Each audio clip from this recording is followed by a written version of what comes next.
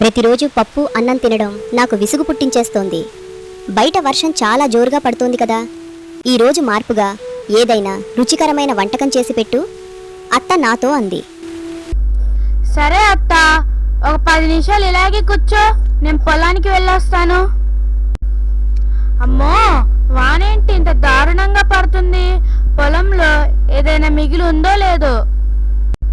అబ్బా, ఈ మొక్కజొన్న ఎంత బాగుందో, కానీ దీంతో ఏం వండాలి? నా గుండె వేగంగా కొట్టుకుంటుంది. అత్తకి ఆనందం కలిగించేలా వంట చేస్తాను.